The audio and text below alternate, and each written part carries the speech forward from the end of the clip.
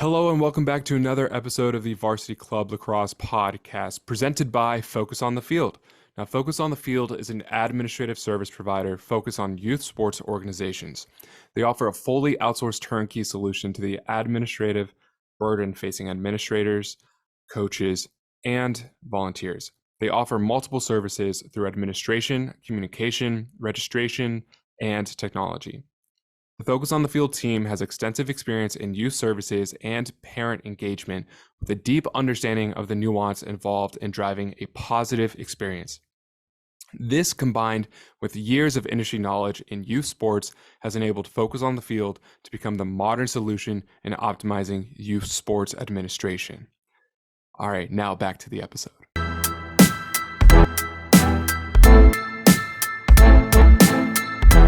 Hello and welcome to the Varsity Club Lacrosse podcast, your go-to source for all things club lacrosse. Today we have an exclusive interview with two prominent figures in the WCLO, Towbey Kassa and Jen Kramer. But before that, Sam, tell us what's new in the world of club lacrosse in our news roundup.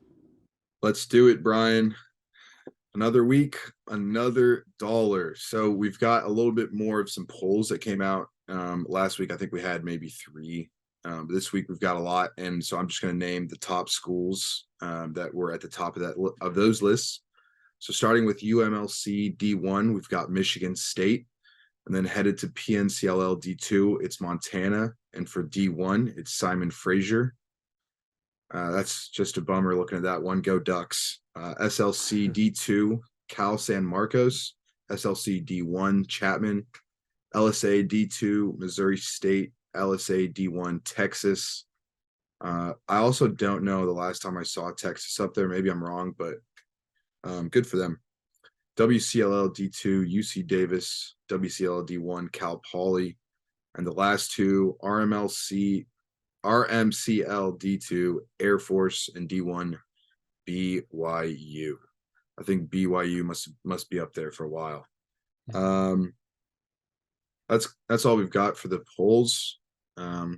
Hopefully the preseason poll will come out. Maybe I actually missed that. Maybe it did come out. I don't think it did, but I'm hoping to see that soon because that's always a good one. Just because like nobody knows what's going on, and also I say this all the time. Beauty of club lacrosse is you never know what's going on. So there's always those teams who come out from like unranked and become a top 10 team. Like Georgia last year was absolutely nuts. So always love that. And then we're going into a fall ball check-in. We've only got three here. We've got Utah, Florida Gulf Coast, and Northwest Nazarene. Every time I see Florida Gulf Coast, all I think about is like 2013 March Madness. That basketball team? Yeah. Lob City, dude. That was so awesome. Oh, God. And then last thing we've got is, I'm just going to touch on this because I honestly don't know too much about it. And I'm going to butcher this person's name. But at the University of Cal, they have this tradition where they hand on the number 4 jersey to a player with the strongest character. And that is because of a player back in 1990, Doug Scudo, was trying to save his friends in a burning house and ended up not making it. So his jersey was retired in 1990, but was unretired in 2015 for seniors and graduate students, and I think that is such a cool thing. Definitely something to look forward to for all those players. Just has nothing to do with the lacrosse field, but it's all about who you are as a person. I think that's an amazing thing for a school to have. I hope there's other schools around the MCLA that do that, and hopefully we can hear about those and shed light on that as well, because I know that's something that they want to do is honor Doug. And so I think if we can at least talk about that and bring it up, then that would be awesome. So let us know if you've got any teams out there that are doing something like this. We will definitely talk about it and just give you guys a little spotlight. Yeah, and it's not just unretired, but they actually vote for every single Right. year for a specific player to take on that number. That's really, really cool. Which is awesome, because then it's not just like the coaches who, they think who's the best, but like by your peers is a really cool feeling. So pretty awesome. And speaking of jerseys, shout out to... Oh, what a great transition. Thank you, man. Some might say I'm a podcaster. You're right. Yep. Shout out to St. Tom's, the Tommies, for giving us a jersey, and Georgia Tech These are really nice. And shout out to, I just realized I was really far away from the microphone for that No, audio, that's all right. but We hey, heard you. shout out to you guys and also for Sam. I got some tough ones. I'll set these up later, but we've got Illinois right here, and honestly, these are pretty sweet. Yeah, those are hot. I'm a solid fan. And then this other one is Montana State, and I believe that this was sent in. I might be wrong, but by Macon Sumter, who I went to school with, but he went to Montana State for a year or two. But these are I like Montana State's uniforms. I'm doing a terrible job showing these, but they'll get hung out sooner or later. But yeah, this shit is so cool. Like when the varsity club lacrosse guys were like, "Hey, you want some jerseys? We could send you some MCLA jerseys people have sent us." And like in a heartbeat, I was like, "Yeah, We're like, give me those." please. Yeah, we could work with that for sure. Hmm. Yeah. All right, That's so all the shout news out I got, to, Brian. Oh, yeah, what you got? no, I just said shout out to those schools. If Yep. you guys want to send us more merch, reach out to the Varsity Club Lacrosse Instagram, and we can give you guys a shout out for your schools for giving us free shit, especially if it's cool. All right, that's it for our news roundup. Now up, we have our interview with Towbey Kassa and Jen Kramer. Enjoy.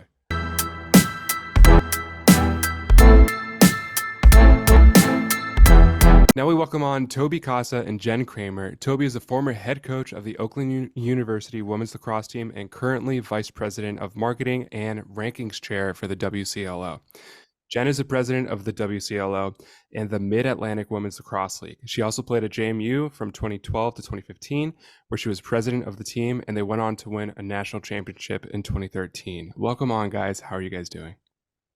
Thanks so much. Thanks for having us. Yes, thank you guys. Everyone's well here. And I think we just need to clarify, Towbey, you played at Oakland as well. I did. I did when, yeah. And when did you play? I played in 99 to 2002. And then when did you become the head coach for the women's team? I became the coach there in 2007. So after I graduated, I was the assistant coach for the men's team. And then I got swooped up and started coaching the women's side. They just heard how good of a coach you were, and they were like, "We got to take this guy." Yeah, it was funny how it came because I told the story to Jen before too. It's I was playing in high school and then graduated, and at Troy High School they didn't have a women's coach, and we had a lot of guys coach, and I got asked to do it. I'm like, man, I don't know anything about the girls' game. And like, just do it. And I literally ran it like a guys team. I ran formations. I ran everything like it. It was just me getting acclimated with the rules and being a male in a female sport. It was hard adjustment for me. But then after a while, I was just like, man, I don't think I could ever go back to coaching men's lacrosse again. But now that I have a 10-year-old son who's playing and a 6-year-old daughter, I'm back coaching them. So Awesome. That is awesome. And I've heard, I coach at a high school, and my head coach does club for women's teams, and he says it is so much better. He's like, they actually listen to you. You don't have to tell them twice. They're just going for it. So yeah, that seems awesome. Yeah, this could be a question for everyone because everyone except for me is a coach. So what are your favorite things about coaching lacrosse? So I'll start. Well, I started coaching right after college and kind of being the president of the team that I was on. We were only student run, so we did not have a coach. And so as the vice president and then president, we were the ones kind of coaching and running the team. And I just fell in love with it. And so after college, I decided to see if I could make it a career. And I was coaching in Division III for a little bit on the NCAA level. And there's just something so special about getting to teach them the game and watching them grow at all levels. Now I'm a head coach for a middle school team, and the growth that you see in a season, and our season's a short season, just a couple months, but the growth that you see is insane. And watching them fall in love with a game that you love is just one of the greatest things that you get to watch. And I think loving the game so much and getting to share that with others who begin to love it as well is just a reward that you can't find anywhere else. Yeah, I got to echo a lot what Jen has said. After I graduated high school and I was going to go and play at Oakland University, I just it was really cool for me because I went on to my high school. I was a captain, and I had a lot of my teammates listen to me, and then it was just really cool to take what my coach gave me in high school and said, wow, like he instilled so many great things to me, and I just want to be able to pass that on. And so when I graduated high school, I was, as a freshman at Oakland University, I was asked to be the JV assistant coach and loved it.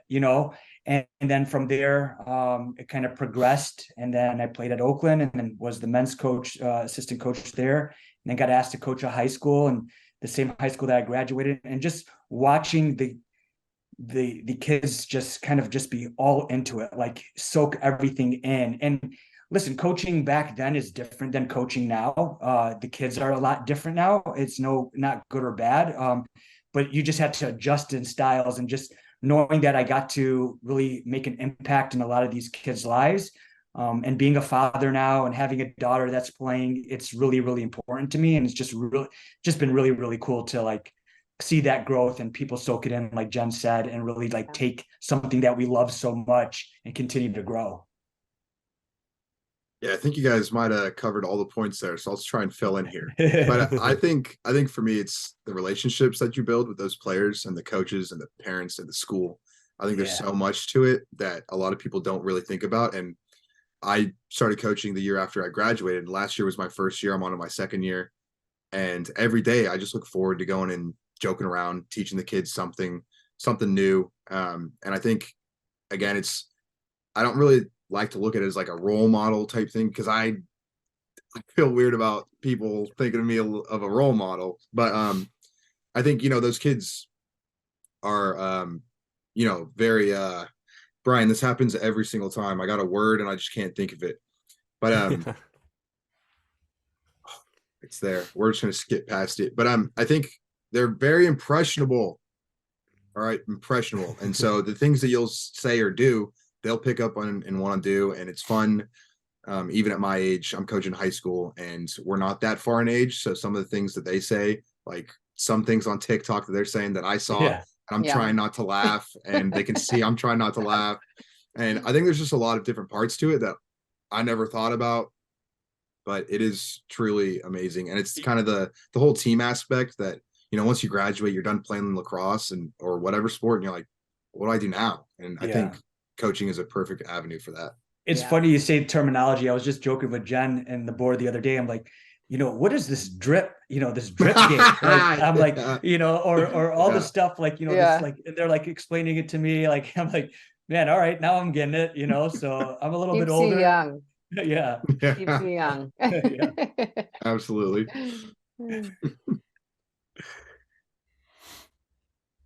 And so, Jen, how are you kind of able to take on the role of president of a league that you were sort of once part of, a little bit different now?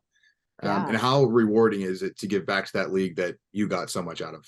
Yeah, well, definitely one of the reasons I originally got involved and continue to stay involved all these years later. When I say all these years, maybe like now it's 9-10 years, but and I look at the experience that I had that was so valuable. But you can always see where changes can be made, and where the players can be felt more valued.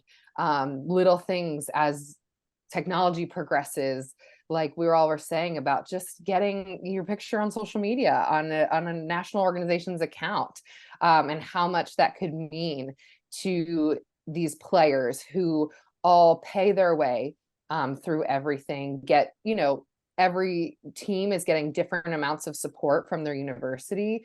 And so we've all been there in some capacity, and we understand what that sacrifice is just for the love of the game, and to get to play.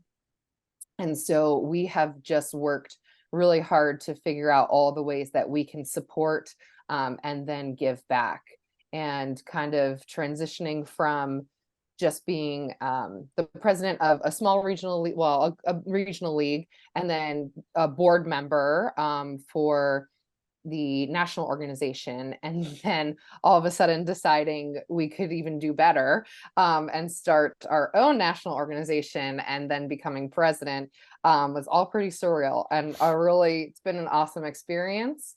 And one I really hope just continues to grow and take me in a lot of different directions. One of the things I love so much about this organization is I've kind of moved around a lot since college, been in different cities, different states. But this is a constant. This is something I can always be a part of and always take with me, because we work on such a virtual level with just needing to manage from afar. And then, being able to now have our board meetings and executive committee meetings over Zoom, and all of those things that we've been fortunate enough to have now with technology. And so it's just such a nice constant that I've had in my life as well. And you just meet the best people. Towbey sitting here with us, and we have a relationship that we've built off of just knowing each other through the When I club coached lacrosse against scene, you. and then and then kind of just getting to know each other on such a deep level doing this work together. And whenever I try and recruit people to come on and help, because it's all volunteer based, so that's not always easy. But I'm just like, you just get to hang out with people who love lacrosse and love to talk lacrosse, which is what majority of our meetings end up being, right? We just talk about how much we love the game, what can we do for the game, and then what can we do for the players. I think what's fascinated me the most was first, Towbey, when I was reading your you sent us a text of your background and whatnot, and your job title was VP of Marketing. And I had to sit there and I was like, how cool is it that a club lacrosse league has a VP of Marketing? I'm sure MCLA's got a bunch of different titles and whatnot, but I think it's really cool to see that, this isn't just you've got a president and then you've got a secretary or a treasurer and something, but you guys have, real roles that this is what you're doing. You have certain aspects to look forward to, and that's going to be your job. But I think it's just cool to see how solidified, some of these leagues are that a lot of people don't know about, and Yeah. So I think that's really cool for you guys. Thanks for pointing that out, because that was something we did really intentionally when we were building the WCLO, because, when we talk about being volunteer based, we need people to come in and really have a job that they're working on, and keep people feeling important and involved as well. But pulling the talents that we have, we have so many different talents. We even love to pull from current and former players on their all have different majors, they all have different passions. And how can you contribute and how can you help? And well, VP of Marketing was totally Towbey's thing, and he's just done such an amazing job at it. I appreciate that. Yeah, to me, that kind of sounds like coaching, like trying to make sure that your team has all the correct pieces and like bringing out the best out of everybody. So making sure that you guys have such a good foundation and set roles for your team or league is such a good, smart thing to do for success. So maybe Sam and I need to do a little bit more organizing for our podcast and making sure that we have all the set roles and everything set in place. Yeah, and you know what I'm sorry to cut you off. Go ahead. No worries. No, I was just literally going to say, it's like, yeah, everyone has a title and everybody has like a kind of a role inside our committee. But what I love about the WCLO is I get to work with a lot of strong-minded females that know the game a lot more than I do, right? And in different aspect from a woman's perspective. I'm able to bring in and help with fundraising ideas, getting teams that are on the fence of which league or national organization do they belong with, help them regionally, talk to their sports information directors at their club sports and like explain that side. So like when it comes to marketing, yeah, like we're marketing the team itself, and yeah, we are marketing the WCLO, but we've always felt like it's always going to market to the team and the institution first, and then the WCLO second, because that's kind of how we're going to grow as an organization. If we can supply team A with all the proper information, be there, even if they are choosing to be a part of the WCLO or regionally, then great. But if we can provide that president or that changeover with that information, and they are now learning and hearing about the WCLO, we're growing organically. And so I think it's been really, really great in regards to how we're structured and, what lanes everybody kind of touches. Yeah, that's great. That's like making sure that the teams actually want to be a part of your league and like they will gain success, which will also lead to the whole league succeeding as well. Yeah. Well, and it's like you're not just giving them a league to play in, you're giving them a league to play in where they're safe, they feel like they can succeed, they're going to grow. I think I'm not even pointing fingers at anybody or specifics, but I think there's a lot of instances where, some people are looking in for certain aspects. They maybe want money or fame, obviously not here, but there's certain things that maybe they're in it for the wrong reasons. But I think what at least Brian and I have gathered from reading before and even talking to you guys now is that, your league's looking out for not just the teams, but the players, the coaches, the people working for your league. And I think that's something that isn't always there. And so I think setting that foundation is honestly perfect for you guys. So I'm happy. And now that like I'm invested here, I'm looking into the teams. I'm in the rankings. Towbey, I might have to say something of your rankings next week. We'll see. Hey, we got 9 pollsters on there, so you can't just yell at me. So I'll definitely share with you guys. There it is. Okay, good. I love it. And I feel like, we've been hinting, and I love hearing you guys talk about yourselves. But I think the real reason we're here is kind of get into the nitty gritty of, what kind of happened between the WCLA and why is it now the WCLO. So I was just wondering if you guys could kind of walk us through that and kind of what happened in that process. Yeah, absolutely. So the process of us breaking away from the WCLA was never exactly the plan. We were hoping that the WCLA as an organization would step away together from the leadership of USA Lacrosse. And that had just been stemming for a long time. I can say the conversation has always been there ever since I've been a part of the board when I joined in 2015. And it had continually been a conversation throughout our time there. The MCLA had done the same thing. They had been originally under the umbrella of USA Lacrosse and decided they either have outgrown them or, it was just time to operate as your own organization. And they stepped away as a whole and had been very successful. So we had looked at that model as a huge success story and something that we could do as well. Most of not wanting to be under USA Lacrosse leadership anymore was that at the end of the day, we really didn't fall into their mission and vision statement, right? They're a youth organization, and then they also now have the national team. And nowhere in there is like collegiate lacrosse, right? Even the NCAA and then club lacrosse. And so it was just hard not to feel like something that was just put to the side all the time, or just the transparency was really tough when it came to all of our national organization dues were going to USA Lacrosse. And all of the memberships that were being required for each player was going straight to USA Lacrosse. And it was tough to see exactly where our funds were going when it came to the WCLA. So those are two major reasons, but I think that really wraps it up in the fact that we just didn't fit in there.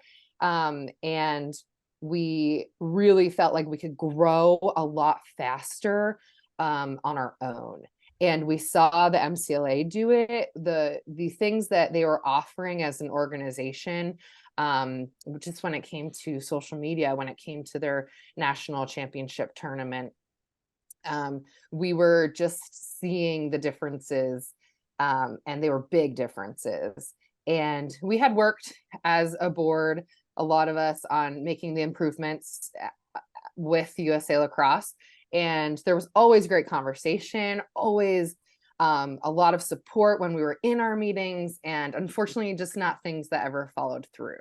And so at some point it was like, all right, are we going to do this, or are we going to just trying to keep waiting to get everyone on board? There was 4 leagues that really felt passionate about this and really felt like we were going to put in the work and the time to be able to do it on our own. And when it came time to make the move, and we did, unfortunately, not all the leagues came with us. So that was then what happened. And we had to create the WCLO, the Women's Collegiate Lacrosse Organization. And I think a lot of that, unfortunately, was just when things are new, people are worried about making that change, and not having the support of a huge national organization like USA Lacrosse was scary. And maybe having to put in a little bit more time and effort was scary, all those things. And so we can't really blame them. We just have to keep moving forward and show that we made a good plan. We had a good plan. We have followed through with that plan after one super successful season. We have all of the things in place, like our bylaws and operating procedures, our website. All of our positions are filled with really qualified people. And we really hope organically that all of the other leagues will want to then, come back together and operate as one again. Does that make sense? Oh, absolutely. I think Yeah. a few things from that. I was president at Oregon as well, as you were at your school. And so I know what it's like having people ask where your funds are going, because that is Yeah. what parents asked us every single year. Yeah. Sometimes it was kind of hard to answer. And so Yeah. I understand that process.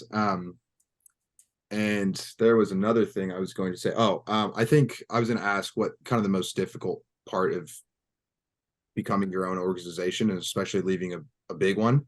Yeah. And I think you kind of touched on it, whereas, I feel like having a lot of the teams stay with the WCLA, and then you're left with whoever came with. Was that kind of the hardest part of getting this whole thing going? Yeah, that was so hard, especially because we all have been a part of individual leagues as well. And some of those teams even decided not to stay with us and just to stay with the WCLA because it was just what they knew. And, it's that familiarity, or that fear of change. And we know in our hearts, and we know that we had all of their best interests in mind, and we have the future in mind. And I think it's really hard. And like you said, we've been there, we get it. If you're a senior on your team and you're running your team, you're like, whoa, I'm worried about this season and this season right now. And I want the best for my team. And I can totally empathize with that. I get it. But it's just getting them to really trust us that we have the future of this organization in mind, and the future of all their teams in mind. Yeah. And that this is the best move. But yeah, go ahead, Towbey. I know. No, and I was just going to piggyback a little bit, and a lot of it is change over with the student athletes, like Jen was just touching base on, right? A lot of, if you look at the demographics in women's club lacrosse, there are not that many coaches out there that are actually running the team or have stayed on the team consistently. You'll have a lot of presidents that are also their captain and also their coach, right? And so that player has a lot of things going on. And so you've established relationships with other teams and played other teams. And it's like, okay, well, what are you doing? Team A, oh, well, I'm team B. So if you're going to stay team A, I'm going to go to, and it's just kind of let's just, go to what's familiar. And they're really afraid to make that jump or ask those tough questions to their league commissioner and be like, hey, where is all our money going? Or why don't we entertain this? Or how come we aren't having this conversation? And why are you dictating or not dictating where we go? And so those things are all tough, but Jen hit hit every point there. And it's just like, I think that we wanted to all get together. We all wanted to leave together, but it is the uncertainty and I can never say that word, being unfamiliar with the other league and what we're going to do, and what we did. One thing that I'm proud of is everything that we said we were going to do last year. Yeah. We did it and we knocked it out of the park. I mean, finding corporate sponsors to be at the national championship, getting to host a national championship, having that national championship at a facility where the same men's team, St. Thomas, is out there, and the women's St. Thomas team is out there, and they're cheering each other on, showing that unity and that growth was electric. And so seeing that it's going to get there, I just think there just needs to be a little bit more consistency, and that's what we're going to continue to do. Yeah. And so do you think it's been a little bit easier after this first year? Have you seen a little bit of some more interest from I was just going to say, is there like a set process of including more leagues and like joining, and what is the expansion process like? Yeah. Yep. We've been working all summer on that, and Towbey's really taken the reins on that. When it comes to communication, we always joke around on our board, like, no one gets someone to pick up the phone like Towbey does.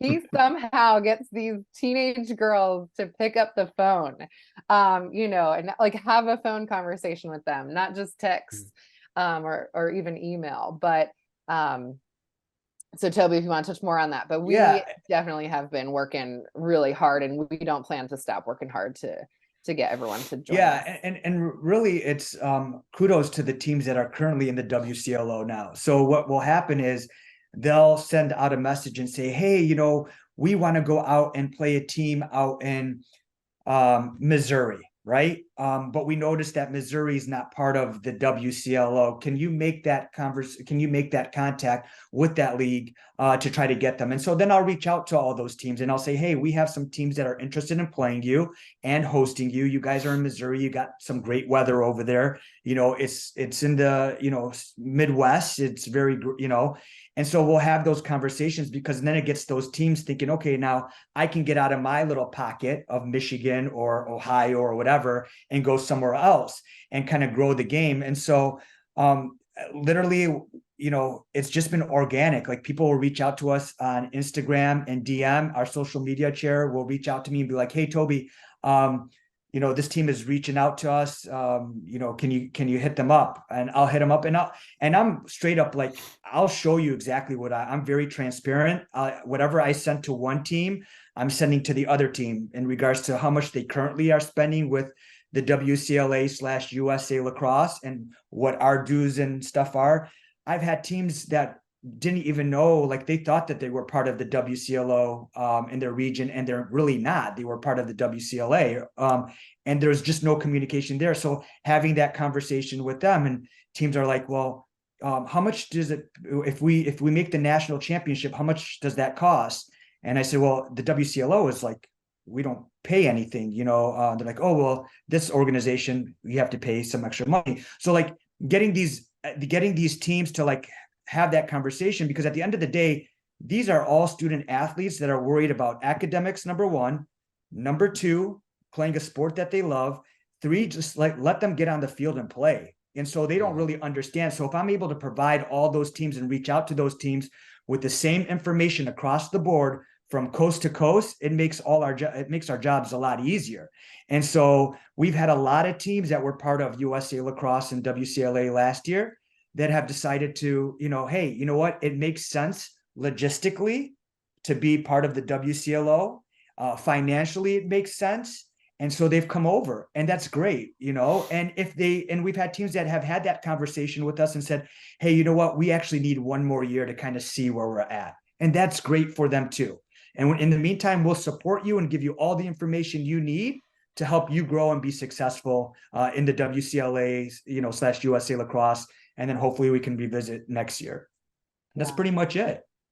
I think one of the things to really touch on too is that we always start with the league's board and the league president, because we would much rather have the whole league come. I mean, of course, that brings more teams, but to us, we really do have the team's best interests. Like Towbey was saying, if it's not for them, it's really not the best decision for them, then it's not the best decision for them. And that's great. But we want these teams that are regionally located close to each other to still be playing each other. I mean, at the end of the day, it's all about getting to play and getting to play competitively. And so we work really hard to make sure that when they are coming over, we're not just asking for their money, right? We are asking for, okay, here's the teams that you could play. Here's the opportunities that you can have. Here's your chances of making it to our national tournament, and what that can do for your team and the buy-in that gives your team when you've now are playing on such a national level. And so, we really work regionally to try and get teams to come together, because we don't want to, that's not ideal, to split apart all the teams and all the leagues. That's not good for anyone. But we do know that we're offering such a better product, and we do know that organically that teams are going to come, and we're going to make it work for whatever is best for them. I'm sure some of those teams have fears of, I think at Oregon, one of our things was, we didn't travel that much. There was a few years where we'd have a big trip, but the hard part is not having that money to go travel to all these places. And I'm sure it's on the minds of those teams where it's like, of course, if I come to this league, what happens to these teams? Do I have to travel all year? Which is a valid point, but also, if you can get that whole division, it makes things a lot easier. Yeah. And we put some things in place that we do differently to show that we're all about growing and having competitive play. Like we even in the WCLO, we allow our WCLO teams to play WCLA teams, and those games count. But it can't count like, they can't play all their games against. There's a formula, 60%, 80%. I got to look at our bylaws for what it is. However, on the other side of, WCLA and USA Lacrosse, they won't let those games count, so it's hard for teams to continue to do that. So we've had some of that changeover. You look at it as the BCS and the FBS, right? In college sports, like there's one league and another league, and those leagues do play and they do count for rankings. And we kind of went ahead and did that same model because it helps growth in the game. It gets those people to compete, and it gets those other teams to talk to each other and say, hey, how is your experience in the WCLO? It seems like you're doing great. Oh man, we saw you on social media, or we just saw this tweeted out. We actually watched your games online at the national championship last year. So we allow a lot of that. And I think at the end of the day, yes, we want to get all these teams and these leagues together. But we're always going to have the team's best interest first. Yeah, you kind of have to. I mean, there's no other way to go around that. No, it just reminds me of how for the NCAA right now, how like Oregon, Washington, and a couple other schools are joining the Big Ten and leaving their former leagues. And it's like, wouldn't it be easier if the entire league joined? So then they can continue to play within their region. And now everyone's being stressed about how they all need to travel from coast to coast, whether it's be UCLA versus Rutgers. And then it's just kids having to travel multiple times, and then while still going to classes, while still doing everything else. And it's like, maybe if you just take the whole league, it could benefit everyone together. Yeah, I know. That's crazy, isn't it? And then if one league, like with the WCLA, if one league doesn't even allow some of the games that they're being played to be fully tracked, that causes so much controversy, and Yeah. you just Yeah. want everyone to be able to play and, do the best that they can. Yeah, you do. And we deal with so much being an outdoor sport and being a spring sport. I mean, we all know spring doesn't really happen in a lot of the areas until like April.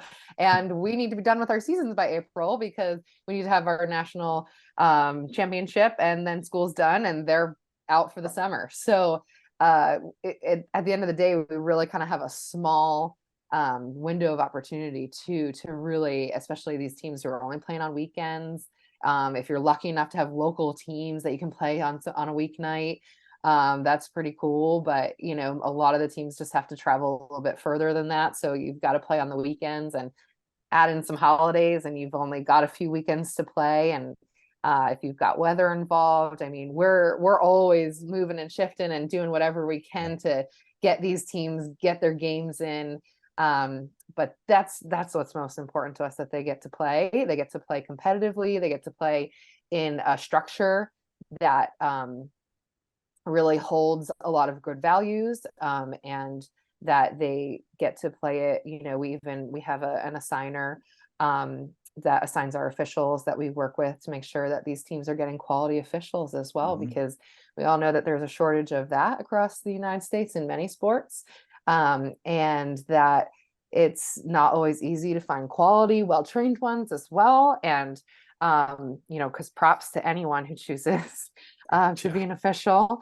And she works so hard for our teams to get them quality officials to play these games, so that they are, feeling like it is as serious as a game as they want to make it.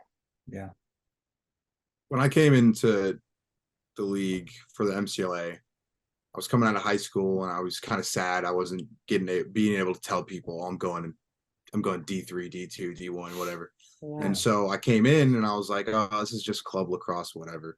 I was very surprised at how well put together it was and how competitive it was. And I wasn't able just to come in and, be the MVP of the league my first year. There was a lot more to it. Yeah. And I think also being able to travel and make those games to where you get to play, those real universities that you see play everywhere, you've seen your whole life, and then you get to go do that at their, city, whatever that may be, is a real privilege for club lacrosse athletes. You're 100%. You're 100% right. Because when I played on the men's side at Oakland University, my senior year, we made an impact, and we went to the national championship. We beat Michigan. We beat Michigan State. That's when Michigan was a powerhouse in the MCLA.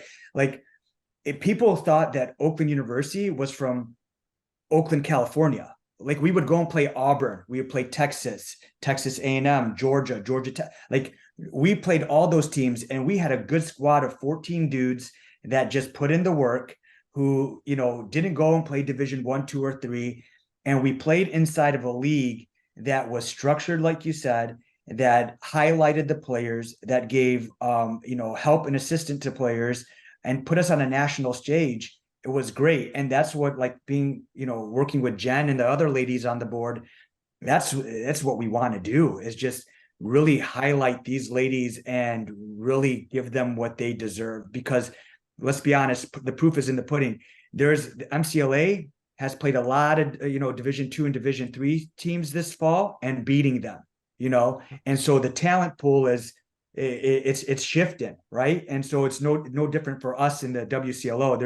There's no reason why I'll put my money on Loyola, our defending national championship team that's out of Jen's league, that goes and plays a Division 2 or Division 3 team and whoops up on them. I mean, it's a different type of beast. These girls can play, they can fly, they're organized, they're fantastic to watch. But that's just showcasing and highlighting those athletes. And, that's what we're trying to do. Yeah.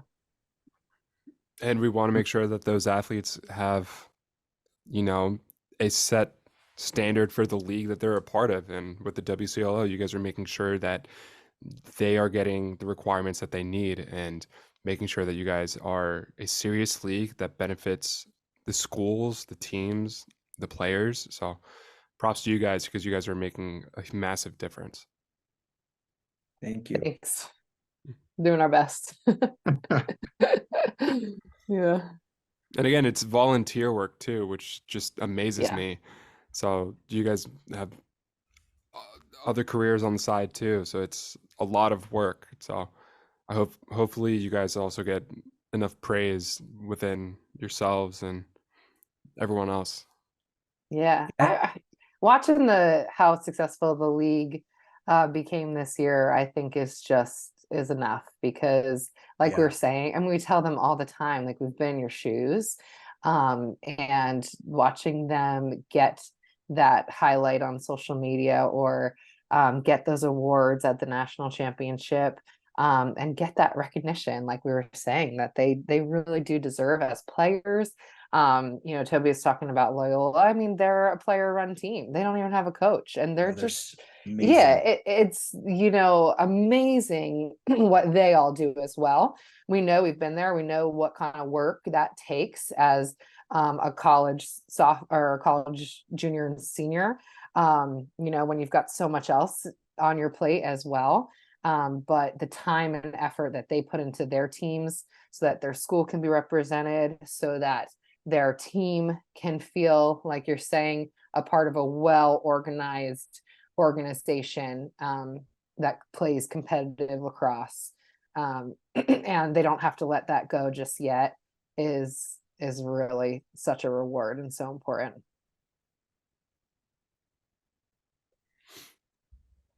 Brian, you got anything else? I think my Yeah. questions. So I guess what is the newest news with the WCLO? Or what are some new things that you've discussed in the previous board meeting that you would like to share with us? What do you think, Towbey? You got anything on the top of your mind? I know you do. I mean, we for on the marketing and player side, something that I started doing last year, which is awesome, is I'm actually speaking to and helping and assisting teams with their professors and their student and their academic advisors in regards to our national championships. A lot of people are graduating on that time, so having that communication with them, helping the teams being able to start fundraising now. So that's kind of like, we've kind of put out this huge, Jen's done a fantastic job. It's what we call, it's the WCLO playbook. It's a shareable link that we share to all the teams, which breaks things down, like even templates of reaching out to a team and, hey, team A, this is team B, and we're going to be playing you here. Here's the field location. They just plug in their information over here and just click send, right? Or here's the game operation. So we're literally making this huge playbook with content information that a team can go in and look and says, oh, I need to request officials. Oh, this is how you do it. Awesome. It's something we didn't have last year that we have this year. It just gives girls a lot more time to like really find the source, get to the source. And Jen's done a fantastic, she's an elementary school teacher. So like that's up her alley as far as getting things done. So that's kind of exciting. Finding corporate sponsorships now for the national championship is really, really exciting. Having some big national brands behind us, something that we weren't able to do in the other organization that we're able to do now.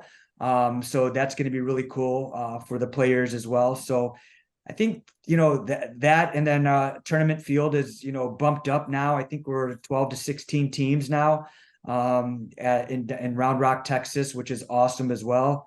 And I mean, that's pretty much it for me, unless you got a couple more things you want to add, Jen. Well, I feel like, just to piggyback off that, we've been able to roll out a few things that we are always like promising support, and we're here for support, but actually concrete support, right? Like where are the small places that we can support these teams when it is just a player trying to manage referees, other teams visiting, getting the field space, like all of these things that they have to do to play games in the fall, to host games or travel. We've got a travel concierge that works with us throughout the season and for the national tournament on hotels and travel and any of those things, right? Like, how can we truly give support?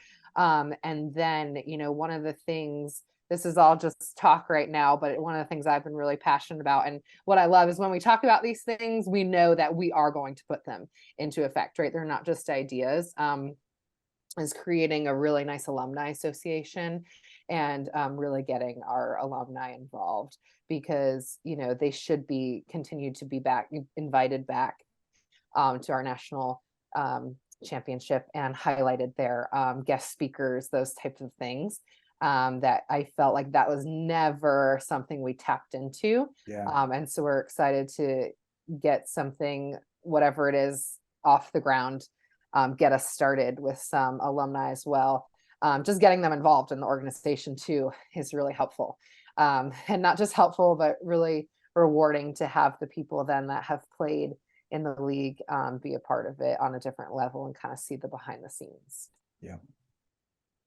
I think we can both appreciate you guys trying to make things as easy as possible for these teams that are in the league, because, I mean, you listed off a bunch of things that a lot of these presidents, vice presidents, club offices have to worry about. Yeah. And I think, you know, even that, like, talking to your professors about, like, hey, I want to be gone here. We had a little, like, a slip of paper that we'd give them. Yeah. But then it's like, they're like, this isn't like this. Yeah, isn't you're gonna a do club anything team. for you. Yeah, Like, You're yeah, a club team. What is this? Yeah. Right. Exactly. So And you kind of got to buff it up a little bit, you know? Absolutely. I mean, we send a letter, you know, with our letterhead, everything over. We copy the club sports director. We tell the student athletes that are making it, like, send us your professor's email addresses, and we say, hey, Professor A, this is Susie Joe. She's competing in the WCLO. She's part of this team. They are on the radar to make it to the national championship. Blah blah blah blah blah. And if it's during finals or something like that, like, we have, you know, people on our staff that will have a supervised area inside a hotel room or whatever to show them to take courses online. And maybe before COVID, this would have been really, really hard, but people still graduated during COVID. People still went to school during COVID. So those systems have been in place, right? So there's no reason why a student athlete who's busted their butt all season long, probably practiced from 10 p.m. to 12 a.m., you know, got crappy field time, and now is making it to the national championship, it can't go because they have a class or an exam, you know. So how do we support that was really, really important. Yeah, because there is no good time. No. There's no good time. We've tried so many different weekends and weeks to host our national championship throughout the years. And, you know, schools are just a little bit on different schedules, where someone's always ending up in exam week, unfortunately. But that's a spring sport. That's what we have to deal with. So I think, you know, Towbey's done a really amazing job giving that support. Thanks, Jen. So one other question, I was late to club lacrosse in general. The only reason why I knew about the MCLA is I saw who's actually the current or the former president of Purdue's club lacrosse team, just wearing a club lacrosse sweatshirt, and I was like, that's really cool. I was like, wait, we have a team? Whoa, what's the MCLA? So how did you guys get into club lacrosse or hear about it? Go ahead, Jen. You can go first. Sure. Yeah. So I grew up in New Jersey. So I've been playing lacrosse since about 5th grade.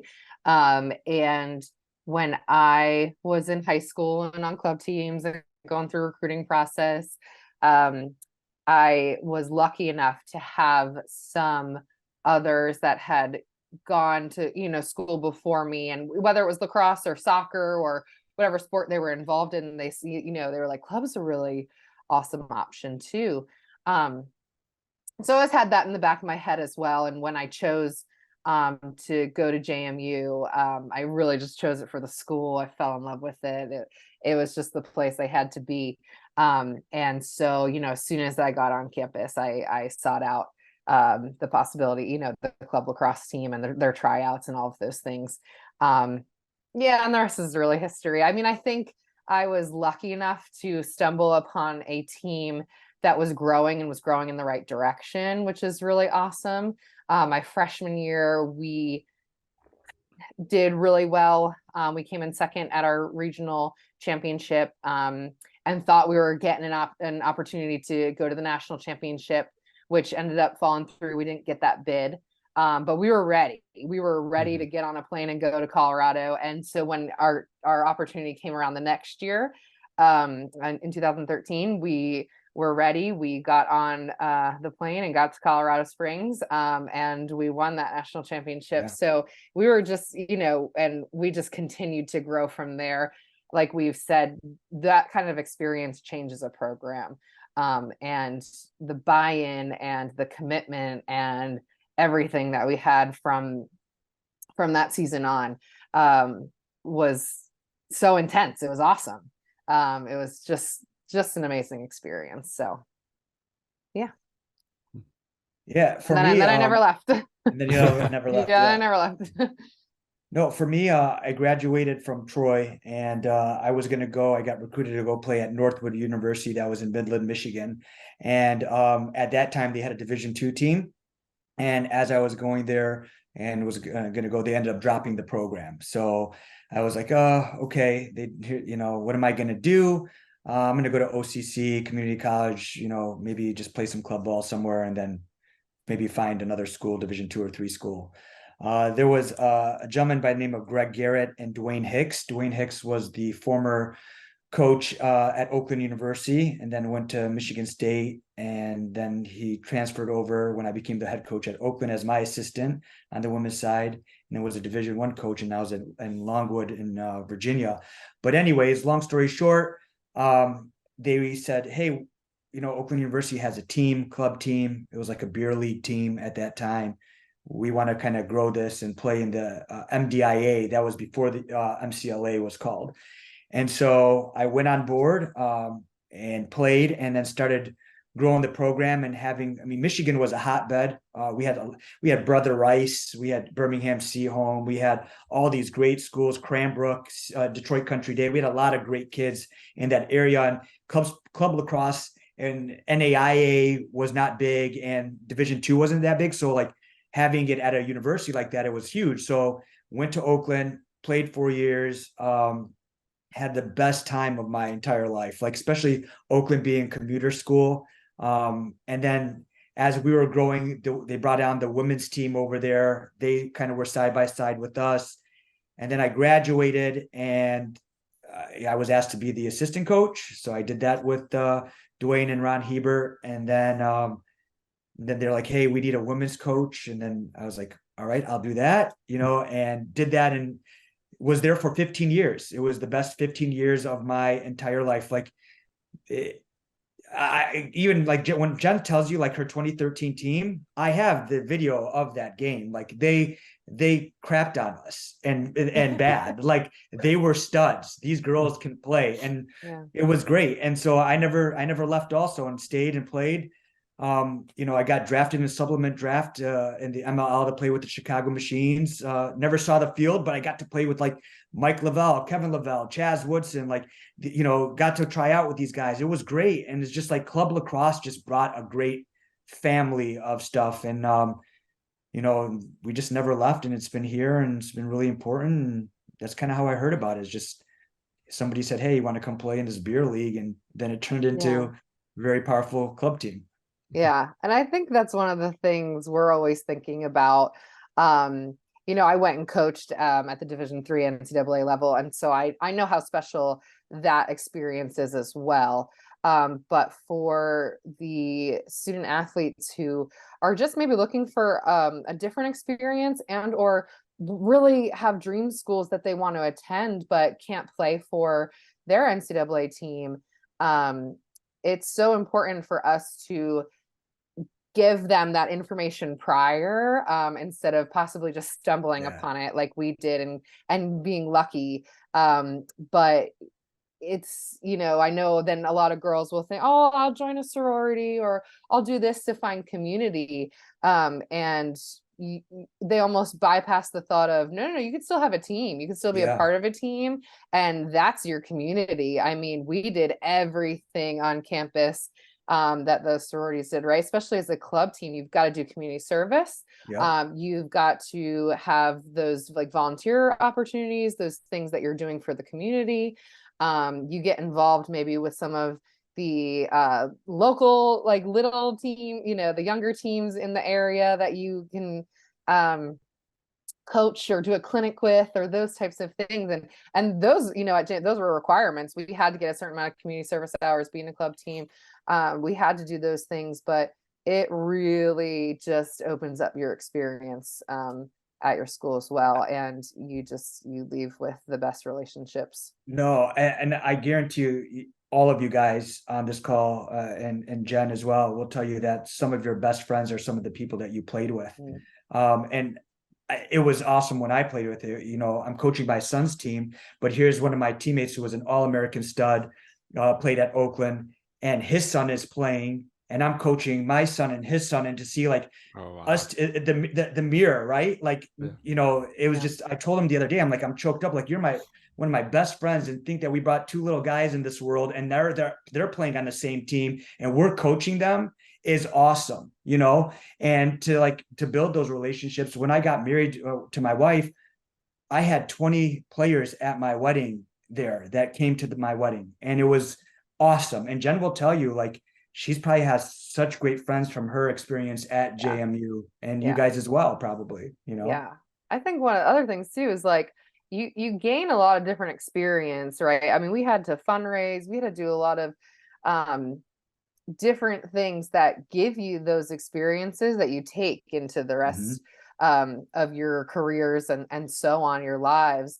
And I felt like when I graduated from JMU, I had a lot on my resume that was, I was just a part of the community service team as a sophomore, and then vice president as a junior, and president as a senior. And I was able to put on my resume that I ran a tournament, a home tournament, and everything that goes into that. I mean, you're just gaining, right, a lot of different work experience as well that you don't maybe get other places.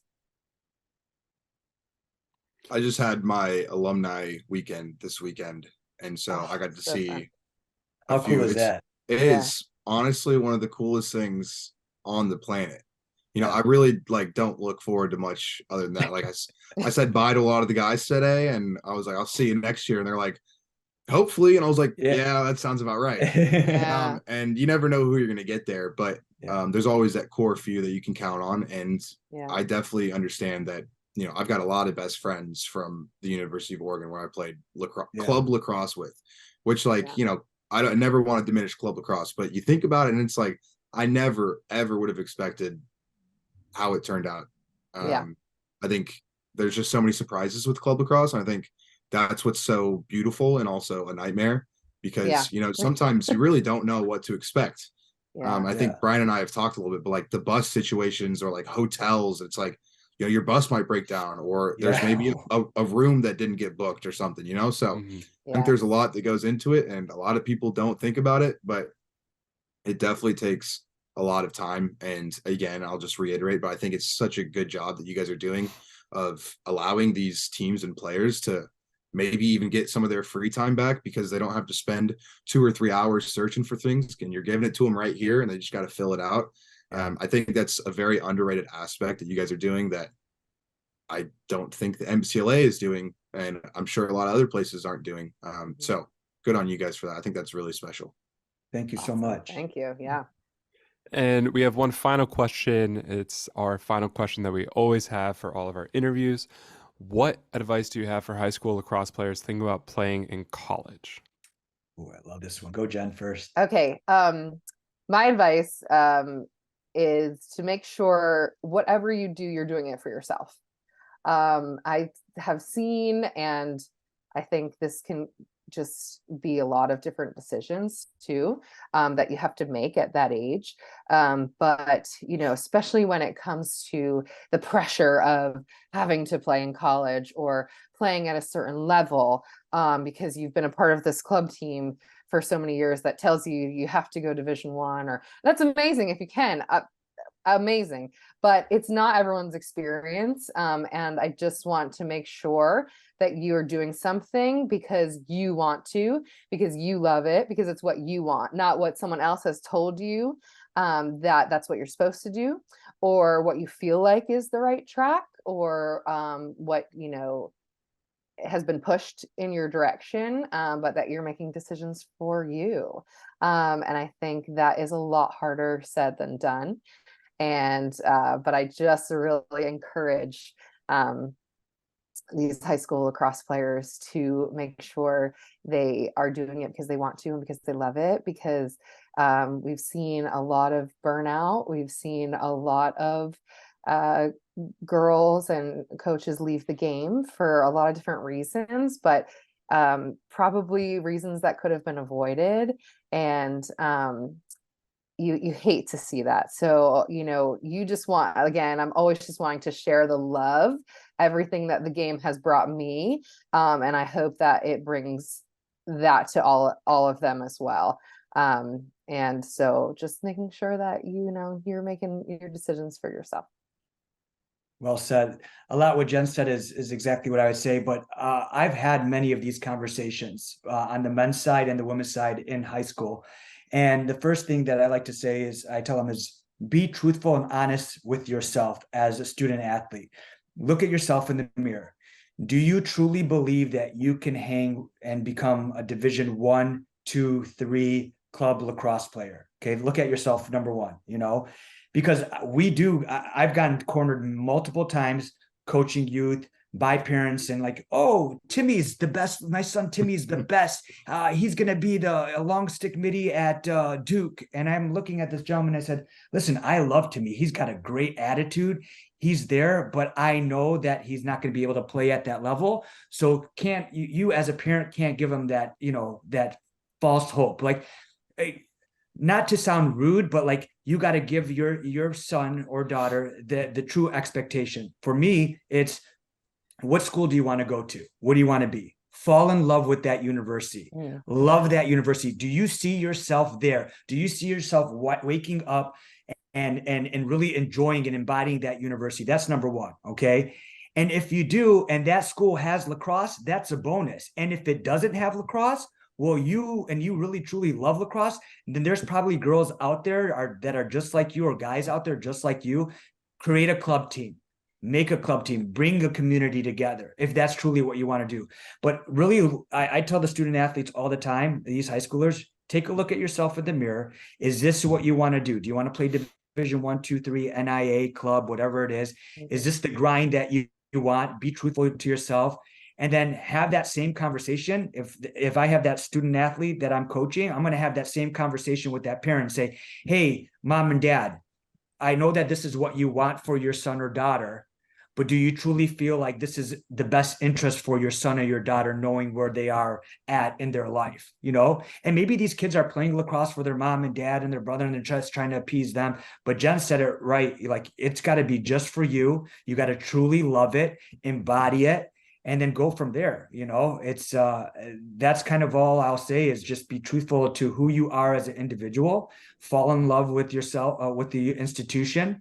And if they have lacrosse, great. And if they don't, bring it, Yeah. And I think sorry, if just to add on, there is a place for everyone, yes. Right? And that's the beauty. Lacrosse has grown, still growing. There are a million teams out there, Division 1, 2, 3, NAIA, like club, like Towbey was saying. So, don't feel pressured into one way or another, because you will find it and you'll fall into where you're supposed to be and what is supposed to happen. If you're just making the decisions that you want to make, and making sure that you're taking your happiness into consideration, and you're falling in love with the school, with the sport, with all of those things. But there really is a place for everyone. And so if you want to play in college, play, because there is somewhere out there for you. So, absolutely go for it. Yeah. And, for us too, it's really, my last point is parents and student athletes need to really do the math. Like, you may be a really good Division 2, 3 player and you're offered a scholarship, but the cost of going to that school or whatever it is, where you can go and play at a St. Thomas or a Purdue or a Michigan State or whatever it is, and get that same level of experience, gameplay, recognition, it outweighs things. So like, just do your research and really like focus, because Jen hit the nail right on the head. It's just, there's so much lacrosse out there, and just go and do it if you truly love it. Don't give it up. Don't give it up. You don't have to. Yeah. Couldn't say it any better myself. Yeah, and if you feel like you're not the greatest player, you can still make some teams, just like me. Like, I only played my freshman year in high school, found out pretty fast that I'm not the greatest at this sport, but then randomly pick it up back in college and realize no one likes to play defensive midi. And I'm like, all right, I like to run, I like to hit, I can pick up the ball. There you go. I can give it to someone who can actually, score. Yes. So, I mean, you find your place, and Yeah. even if you end up being someone on the bench and just hyping everyone else up, like the team. But needs how awesome, people like how that. awesome did that make you feel? Like it was the best. You played for a little bit and then you just found your home again. You played at Purdue, correct? And Yes. and so you found your home again, and you contributed and you built memories on that, and you got to play a sport that you might have not been that, like you said, that good at, but you made an impact to help these other players get to what you guys were doing and achieve. Right. Exactly. So, and now you're doing it on this podcast. Who would have thought? Who would have thought? Full circle. Yeah. All right. Any last minute things that you guys would like to plug or share before we finish?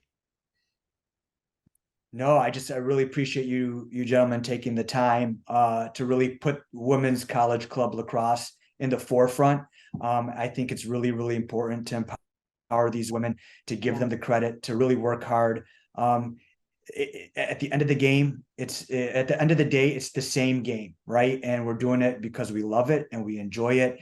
And to be on your platform, and hopefully the guys teams that listen or tune in can now reach out to some of these WCLO teams and kind of show unity, or maybe do something together in the community. On community involvement is all we can do to really kind of preach this league and continue to grow. Yeah. And just to say thank you guys, because Towbey is one of the only males on our executive committee, but he has brought so much value to the women's game, and being such a huge supporter for women and young women, in this sport. And thank you guys for having us on and helping grow the game, because that's what we're here for. And just get it, communicating and getting everyone the information. But I really appreciate, feeling all the support from you guys, towards the women's game. Club lacrosse league's got to stick together. Yeah. That's all there is to it. Club lacrosse versus everyone. Yeah, exactly. Right. Versus the world. Yeah, versus the world. Love it. I love it. Well, thank you guys so much. It was really nice meeting you and talking to you and getting to learn a little bit more about your league. So thank you very much. Awesome. Thank you. Thank you, guys.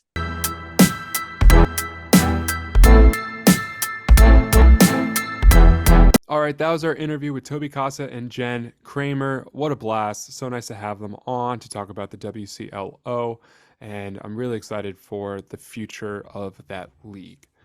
So now up, we have our third and final segment. We're going to call it our game winner of the podcast.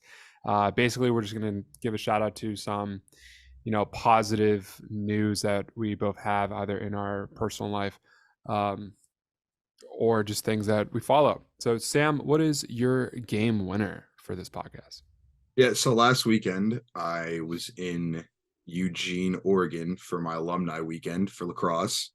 And this was the second one I've been to. And it was honestly so much better just by the sheer numbers of alumni that we had. Like last year, we had like 20 people maybe. And this year it felt like it was somewhere around 40. Which was mind-boggling, because when I was going up with my friends, we were counting on like our fingers how many people we had.